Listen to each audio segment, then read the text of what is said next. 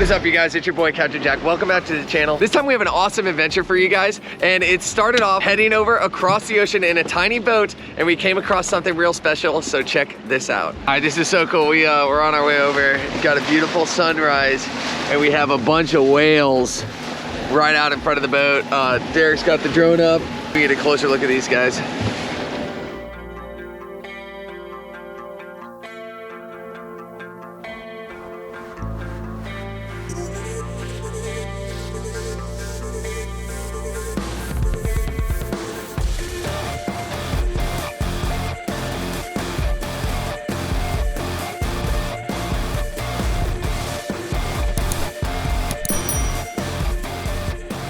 All right, you guys, if you know me and if you see this crystal clear water behind us, you know that we are in the Bahamas. It was a nice few-hour run over here. We are all checked in. This is gonna be a multi-day mission. I know you guys love those. And we got a hell of a crew.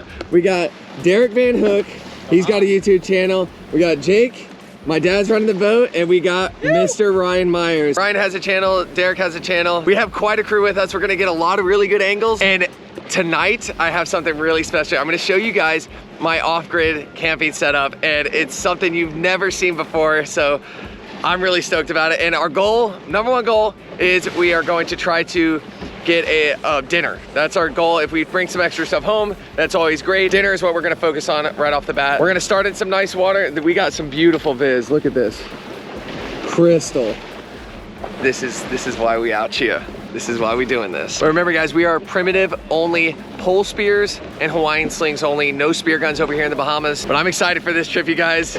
Got a lot of stuff in store for you, so don't go anywhere. I'll see you guys out there in the water. All right, so Derek wanted me to explain my setup. A lot of people ask me how I rock it from I always use a belt reel, and I usually rock this, the pole spear to my belt reel, but this is how I stow it. It's nice and compact, and I use bungees. So here's the bungee that I attached to my belt reel, and I'm explaining this to them as I'm explaining it to you guys, so it actually works out. And me personally, I use a traditional band. I don't use the roller. It's really personal preference. There's ups and downs to both. The reason I'm gonna need a new rubber band. The reason I use the traditional is because you can't put core on the inside of this. So this has line inside of it, so if this band pops and it's attached to my belt reel, the spear's still not going anywhere. But if there is no core in here and it pops, your pole spear is gone. So once I put this together, I'll skip the part of that. But this is how I have it set up. And a trick I did, it has these O-rings that come with it. On the big game bands, you get a headhunter. But the problem is, whenever you're moving around in the water, you're not always holding it here. It'll slide down and get like right here. So, and it gets hung up there, and you're trying to get it all situated. So I did a little zip tie, and I put a zip tie so it stays in the same spot on my band, which is the farthest spot from me. So whenever I need to grab the pole spear, I just grab the band, pull it back, and it's already in my hand. And the reason this thing also has core in it, and the reason I do that is I just hook it on the clip on my belt reel, and it's nice and stretchy. It doesn't really hinder me from like reaching out or anything like that. So, is that explaining it, Derek? Yeah? I need one of them. Yeah.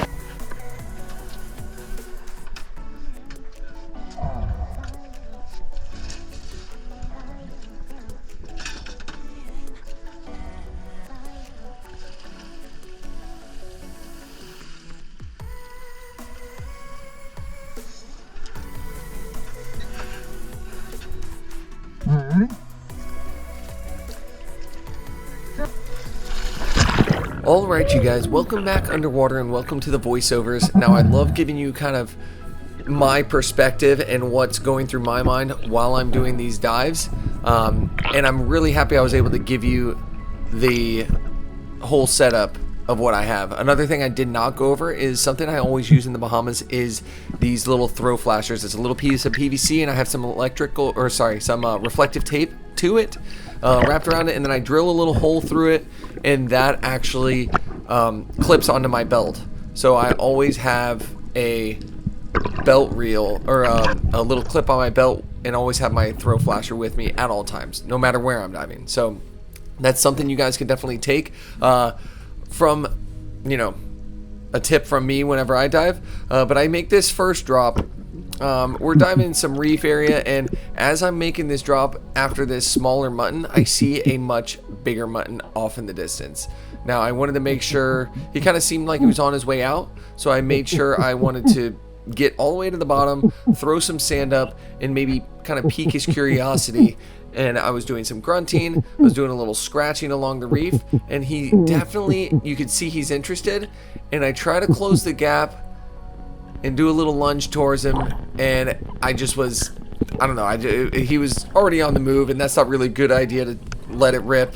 I should have at least either followed him or maybe just been a little bit more patient, waiting for him to get a little bit more comfortable and come in and maybe get a better shot. There's some big muds. Now where we were diving, it was about between 50 and 60 feet to the sand. Ryan and I moved into a little bit of a deeper area. Now I didn't have my watch, so I had to keep asking Ryan how deep we were.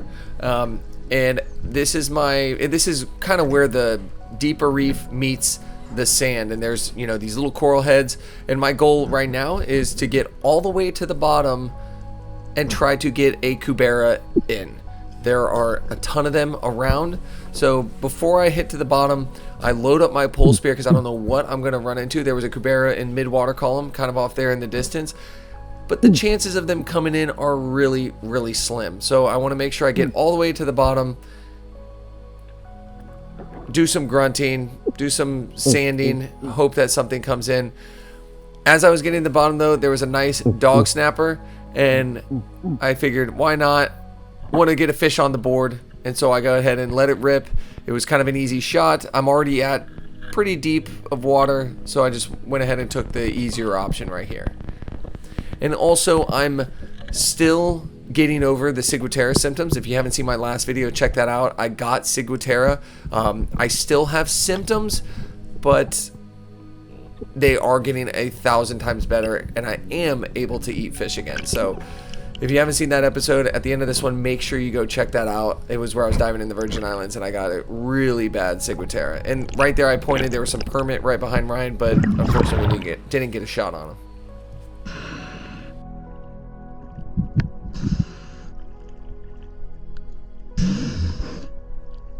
It's a healthy dog. Very healthy. Now we switch to Ryan's camera. Now obviously he is a pretty seasoned diver, so he has some incredible bottom time, and might be able to pick up on some of his tactics. I know he will definitely post a video of this in the future, so make sure you subscribe to his channel, give him a follow, and I've been doing a little bit more diving with him recently, so it's really pushing me to become a little bit more strategic when I dive, and also showing the importance of making sure you're doing a little bit longer dives and being very patient on the bottom. So he goes down and he finds this little crevice in between the reef, and I see all this happening from the surface, which gives me a great perspective, but it's really hard for me to make out exactly what's happening. He does take a shot at some cuberas, and it's really tough diving these cuberas because you have like a 9-12 foot pole spear that you're trying to maneuver down there around the reefs. And when something is in the opposite direction your pole spear is facing, to swing the whole thing, it takes a hot minute, and usually the fish is gone by then. So Ryan is trying to keep the fish in front of them and make the easier shot on the fish in front of him. But unfortunately on this drop, it didn't give him the look. He had that one shot at the cubera, but really it was a tough one, and cuberas are super tough to get shots on, so the fact that he even got a shot on one was pretty impressive, and it's just a little taste of what's to come.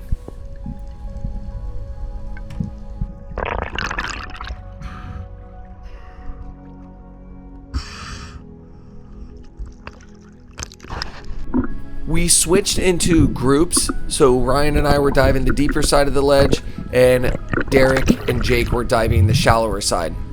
And this was Jake's tactic. He was pretty successful in this. He was dive bombing some muttons and was extremely successful. And here was a prime example. He saw a mutton, kind of coasted down to the bottom. He was probably drifting, not really kicking as hard, and just went straight to the mutton. He wasn't doing the tactic, and it was great because we had multiple divers doing different type of tactics on fish, and both were successful in their own moments.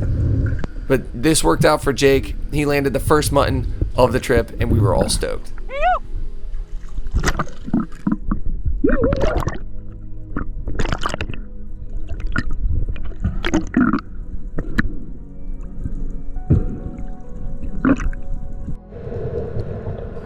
We're gonna go ahead and switch over to Derek's cam, and shortly after Jake gutted that mutton, man, the fish came in and you could see a giant black. It was probably about 35 to 40 pounds, came right up to everybody, came up to the chum. Derek's just there acting like he's gonna shoot it. He was not going to, because he obviously had the opportunity, and he had a couple more opportunities to get a couple more blacks on this trip. Again, foreshadowing for what's to come. Now, the amount of footage I got on this trip was insane. Between all of us having our GoPros running, this is definitely going to be a 2-part series. And this was a yellowjack that was kind of mid-water column. If you haven't seen the last episode, it was of me getting ciguatera from one of these things. But the area we're diving here is way less likely that the fish have ciguatera. This yellowjack, I placed a decent shot. I actually realized it was only held on by the skin, so I made sure I babied it. And a plus thing about having not only the bungee on your pole spear, but also that extra bungee I add, if I hold it by that bungee,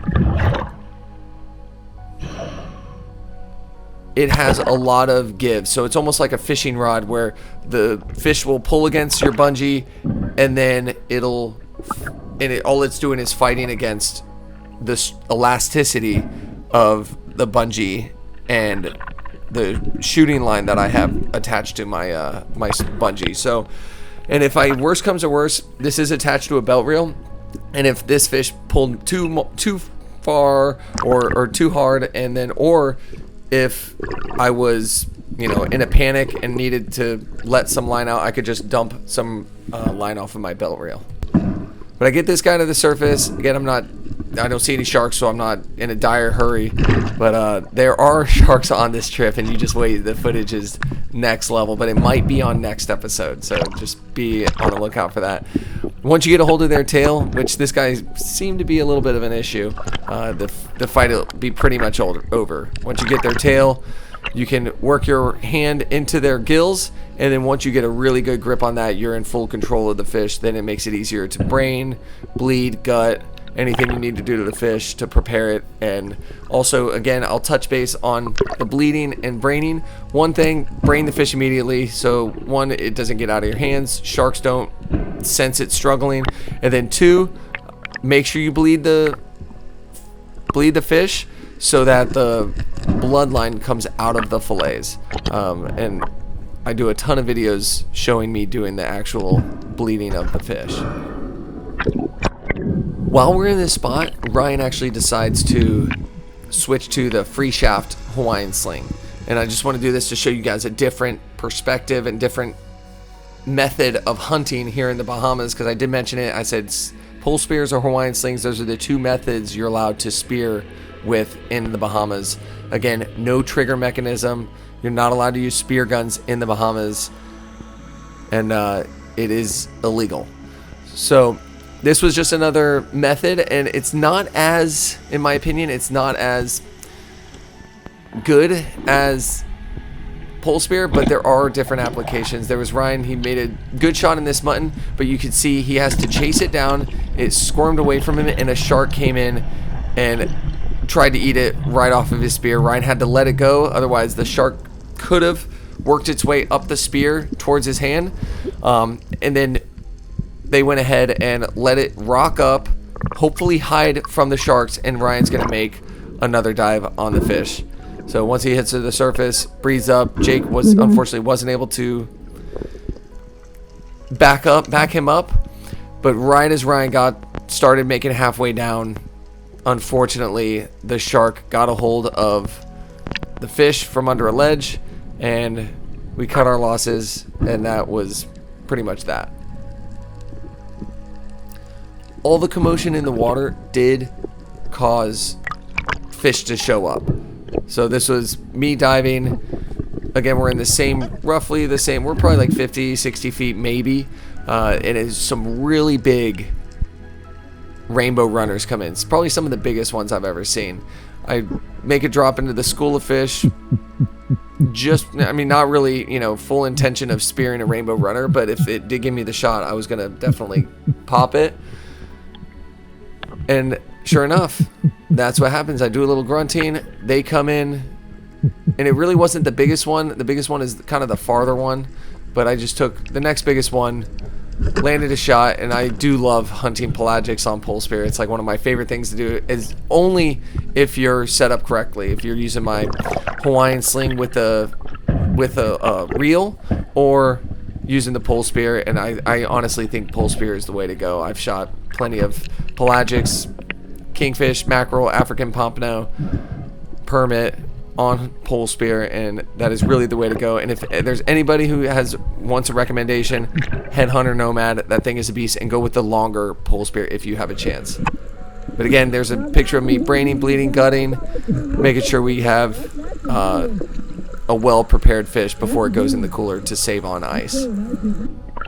Shortly after I gutted that rainbow runner, a beautiful big mutton comes in, and Jake sees it, and again, he does his dive bomb technique, and he really chased down some of these fish.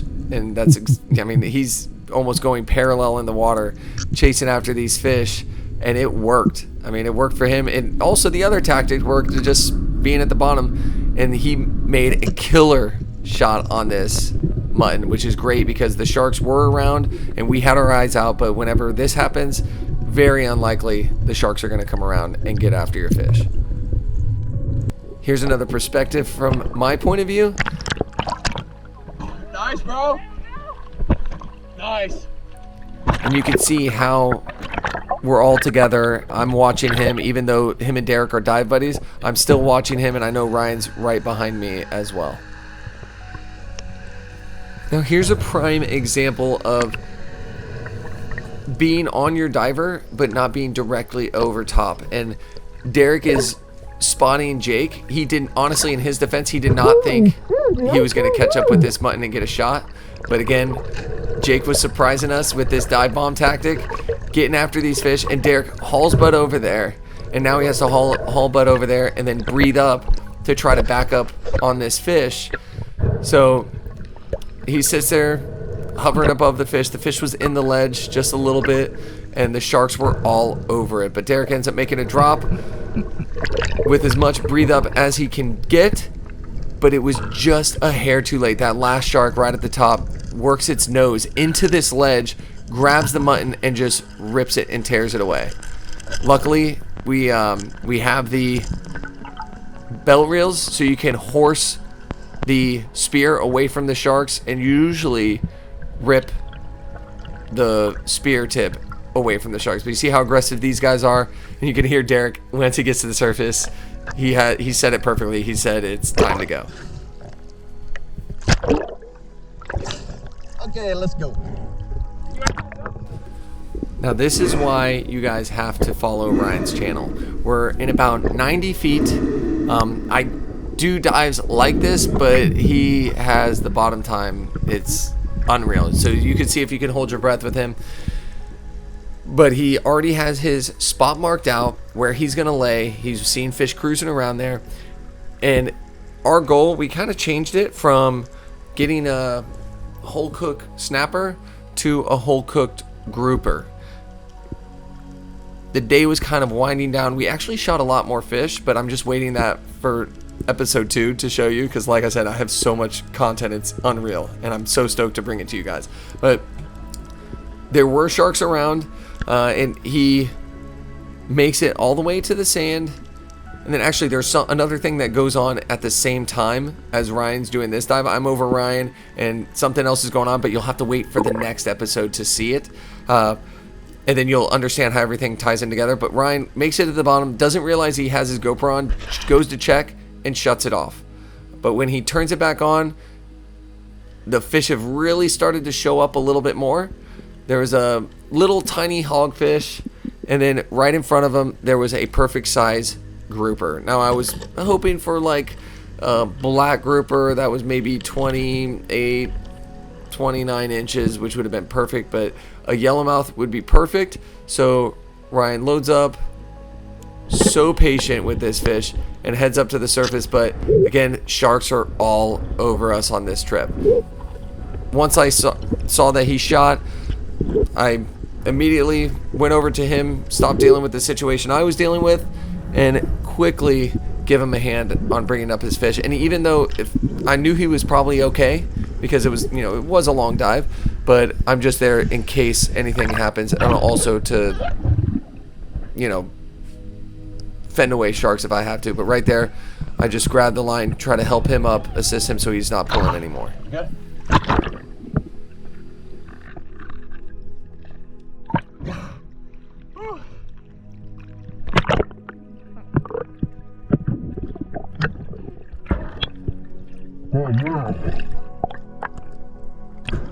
You all right? Yeah. Dude, right as you shot, Jake shot and I was looking at him, and then I saw the sharks leave him, and I'm like, uh-oh. I didn't know you shot this guy. The day was winding down, and it was time to grab some conch for this monster feast we're gonna have on the remote island.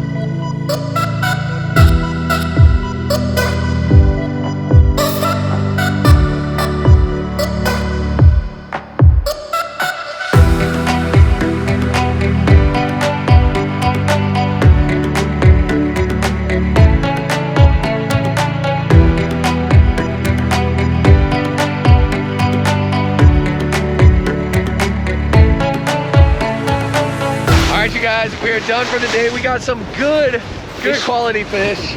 The guys were slaying it all around. Everybody was doing their share. Huge variety, 0 hogs, 1 grouper. And that grouper is gonna be for dinner tonight. And it was a yellowmouth shot by Ryan. Didn't even see a hog all day. Not one legal hog. I mean, nothing that we wanted to shoot. Yeah. Grouper, on the other hand, there were some big black grouper. Big friendly grouper, cute footage now.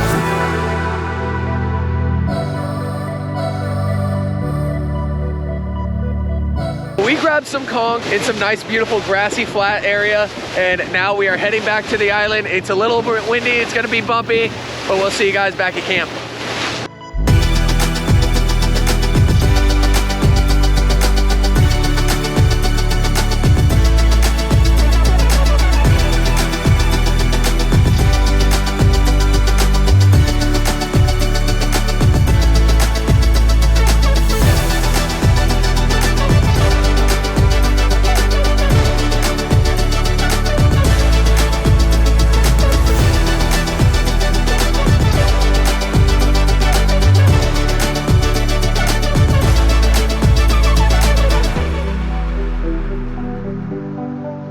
All right, we made it to the remote islands. It is absolutely gorgeous. Look at this view. This is us, all to ourselves. This island. Ryan's already mermaiding. These the stingrays are getting after him. She'll come back by. He's becoming one with the critters. Living my best life. Here she comes. This is just beautiful. Coming. Here we go. Here we go. Hey, buddy.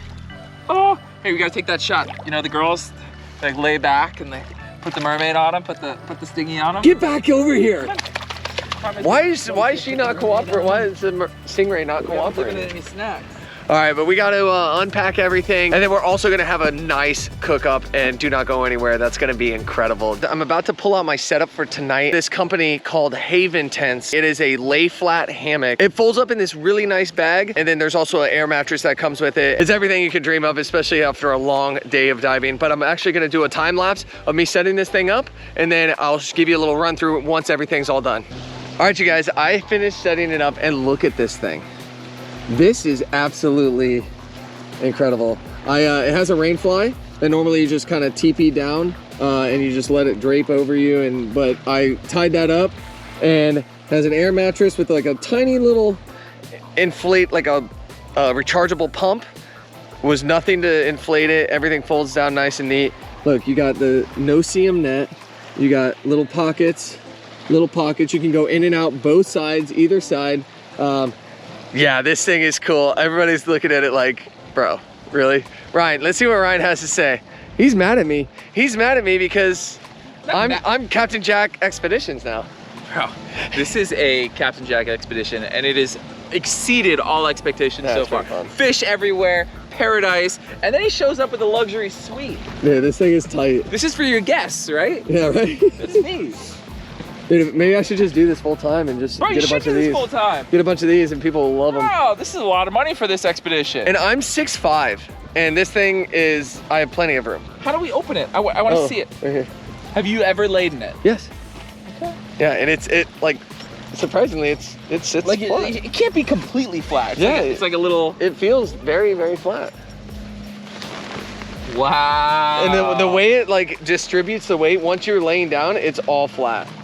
It's cool, right? I camp with people and I'm like, oh, you gotta sleep in the hammock. And they're like, no, I can't sleep because of my side or whatever. Like they got like, you know, weird problems. This could solve that problem. Yeah. I love it. You cooking over here? I don't think so, because I need to get out of the wind for the flame and the fire too. I mean, it'll be nice on the point over there. Oh yeah, let's see what Ryan's rocking with. This is Boy Scouts or us. So I got this in, I think the first or second grade. Okay. I'm still rocking the same hammock. Now we do have a mosquito net, which I like. And you come up like you're giving birth. What? Up I've through never the bottom. seen this. You come up through the bottom. See this? That's really nice, actually. You come up through the bottom. You're fully sealed in here, and then you're like, whoa, and then you birth. So no mosquitoes can get in that ever. No mosquitoes can get in here. Dude, are you sure about that? Because them Blades mosquitoes can find a way. Bro. Wait, so where do your feet go? You just lay them on the side? Yeah, no, you don't even notice it. They go to the side. Yeah. That's cool. It's cool. I like my that. childhood. I like that. It worked great. It's like, you know, that's 15 really years cool. going on strong. That's awesome. What has lasted 15 years? Comment below, which hammock setup do you like better? Mine or Ryan's? Comment below, and we need to get some likes on this video. And we need to get some comments on this video. Derek, what are you rocking? Standard? Oh, Walmart special. Walmart special. My dad's got a tarp. We're living the luxury life, Dad. Nice. Tarp? Smart. Dad, I gotta show you this tent. This Haven tent. This thing is, look at this. Just unreal. That is so tight. I love it.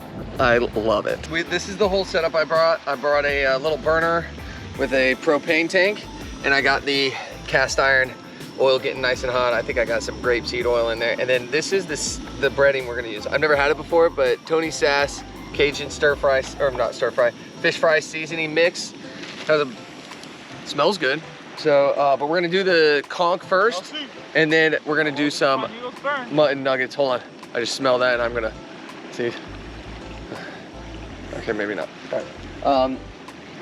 Derek did a great job of beating this conch, and the trick is you want to beat it like until it almost like falls apart, and that means it's like ready to rock and roll. And then I'm just gonna let this kind of drip dry a little bit. It's in salt water, and then I'm gonna drop it in this baggie. I'm just gonna let everything mix together, and I'll probably do 2 batches. Yeah, I'll do 2 batches. By the way, this conch is gonna be a lot for us, by the way. No. These guys thought, No. they think, oh, we're not gonna have enough. No, It's not gonna be enough. But I'm telling you, you'd be surprised how far this stuff goes. So I did a little bit on the bottom, a little bit on the top. I'm gonna go ahead and seal it. I'm just gonna mix everything together and make sure this stuff gets coated. And it's like very it's like cracks and crevices, so you wanna make sure all the seasoning gets in there. And hopefully it'll be caked enough. And then we're just gonna set it inside the hot oil. Let it fry. And I try not to overdo it. You don't wanna overcook it. Otherwise it'll be a little tough. might be a little tough anyways, but yeah, we'll see you whenever we throw this on the fire, or on the pan. What's going on? That's perfect, actually.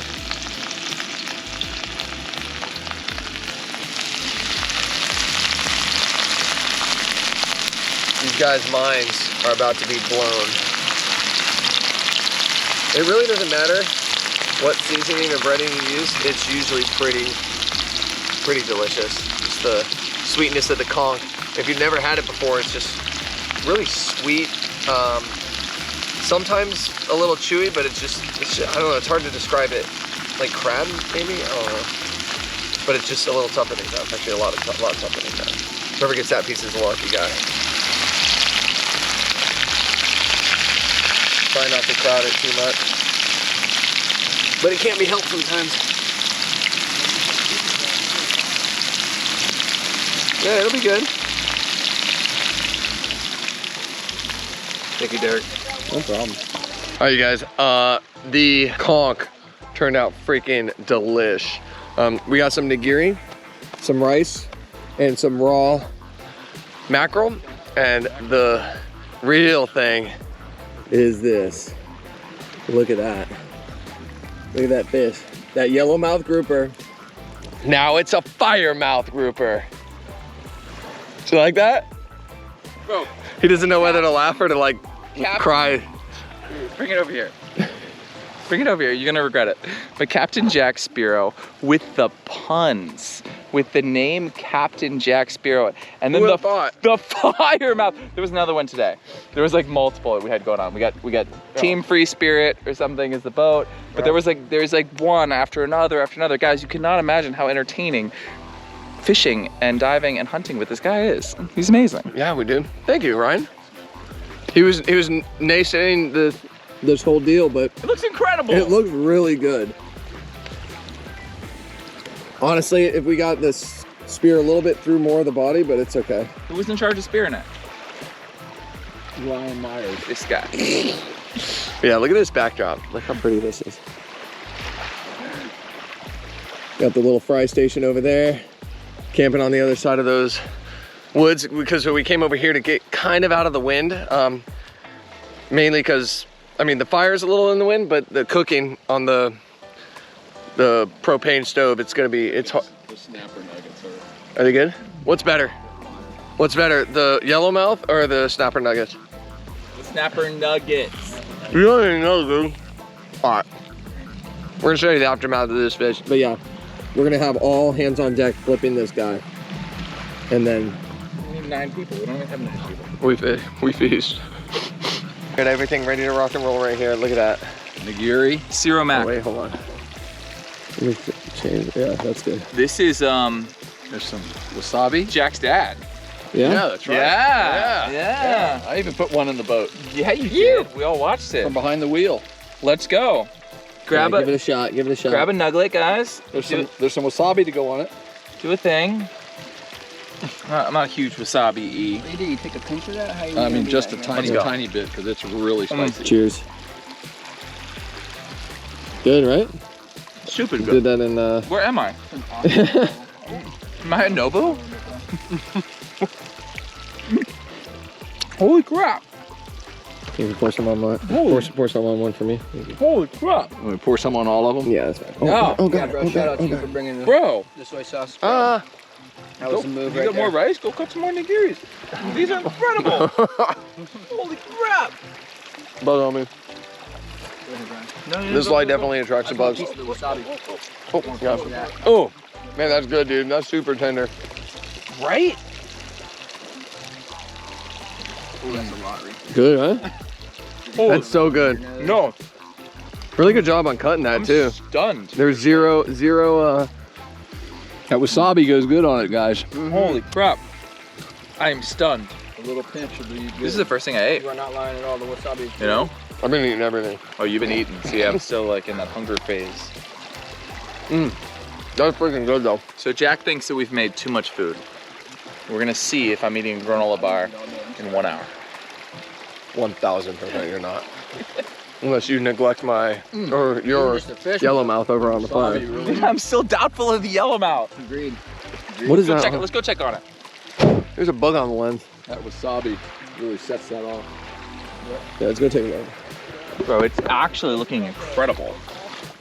It's not really cooking at all. Yeah, but it is. Look on Yeah, this a little side. bit. Oh yeah, it's bubbling. Look at it bubbling. What are you talking about? I'm shocked. It's good. We're gonna flip it soon. But it's nice because we can just dig those stakes down and it'll get closer to the flame. Bro, once I'm a it little cooks impressed. down. I like your little rig too. Which one? Your little Oh, this? Unite GoPro, bro. Oh yeah. I like that. Yeah. It works. Yeah, dude, that nigiri is fire. Go back, cut more. Get back there to the chopping board, Jake. No, we got it here. Yeah, we're good. Never mind, we got it. 2 hours last time. Conch's on this side, right? Yeah. You forget about that conch. I want more of this. Right there. Oh, Oh, dude, you almost did it. I almost get it. How was Probably that? could have just eaten that. The conch or the nigiri? Or both? Yeah. I could do like 2 more pieces of this probably. This is delicious. Yeah, have at it. There's a bunch. And there's a whole pile of mutton. I told you we were gonna have too much fish, dude. We're so hungry. We No, haven't even started. I'm hungry, dude. Yeah, I'm gonna eat. we're still getting after it. The mutton is amazing. It's all good. So look at that. Look at that pile. Fried mutton, conch. Phenomenal. Let's see it, dude. Oh yeah, that's conch. First conch try. First homemade crack conch, potentially ever. Like, I don't Really? know. Yeah, we don't make it. We buy this. Buy this stuff. Wow. Good, right? Wow. Meaty. Look good. I know, dude. It's so meaty. Bro. So meaty. Oh, It's like wow. chunks. We are eating so good. Huh? Oh yeah, you fried it out? What'd you say? I said shout out to the chef. Yeah. I did. Yeah, I did all the conch, and my dad helped me out with the mutton. on me for a second. Yeah, it's perfect. Delicious. There's the conch, guys. Fresh, homemade, on the beach. Captain Jack. Primo. It's good, man. 5-star. Good stuff. All right, we finally took it off the thing of the fire. I told them it wasn't ready yet, but they insisted that it was ready. It's ready. It's not. See It's how, ready. look. See? It's not fully done. You might be right. That piece is. You might be right, Jack. I know. All right, but he's got a good piece. He's got a good piece. Is it ready? Is the fish done, or are we done with it? Yeah, I We've think we're reached done that with point. it. I think we're done with it. It's been a hot minute. How's it? Overcooked? Overcooked but undercooked? Borderline edible. Borderline edible? Is it not good? Not great. Come back to the nuggets. Mmm. Mmm. Dude, the skin is too tough. He does the YouTube. I told you, it Yeah, has... guys, this is really good. We'll No. see you guys next time right here. I'm gonna eat this whole thing. No, they just saw me throw it out. The skin is too tough. The Doesn't- seasoning is good, though. Well, don't eat the skin. Eat the meat. It's not cooked all the way through, because Ryan wouldn't let me cook it all the way through. Ryan, you're a savage. God dang it. You guys just let me do mutton, like I said. We did mutton and it's delicious. It would be better. Mutton would be better. No On way. the fire? Hey, I think the Ryan, how is your dream fish turning out? Did your dream fish turn into your nightmare? Dude. All right, who wants to try this? I'll give it a shot. Yeah. See, I'll be the honest taste test. All right. If I'm getting a nice cooked piece though, it's... I'll put my fingers in there, but... Here. You trusting it? Right there. Yeah, that's good. Trust fam. Are we eating the skin too? How's this going Yeah, down? you eat the skin. Eat it all? Yeah, it's all It's shredded got up. some char on there, you see? I know. I like dude, it. The flavor is good. Problem is, we didn't make the fire hot enough and then let it cook down. And we should have made the fire hotter and then we had no flame and no smoke. Jake? Instead, we smoke. It's actually pretty good, I'm not gonna lie. Hey. I think Jack would have been on point with leaving it on just for a little bit longer because it's a little moist, but it's Bro, fresh you're fish, sucking so up. you actually did a nice job. I'm not gonna hate on it. You can hate on it. I already spit it out. The skin, you gotta eat it off. You gotta be right, bro. So you gotta eat it off the skin. No, the skin is the best part, but No, it's really not. That's a. This skin is not that's a piece good. of wood right there. I know. Yeah, the skin did not turn out as good as we thought. But either way, yeah, we're done. Hey, by the way, I do like the flavor though. do we have enough? We still have leftovers. No, we're still eating. Okay. I guess we'll never figure it out. We won't win this. No, we'll never figure it out. All right, but we're calling it right now. God, I think this light is bright.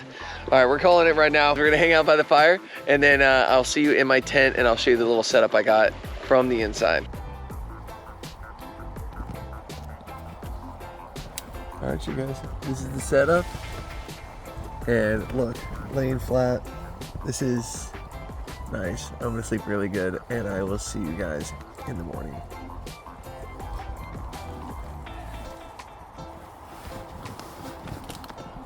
It's chilly out. I'm gonna need a sleeping bag.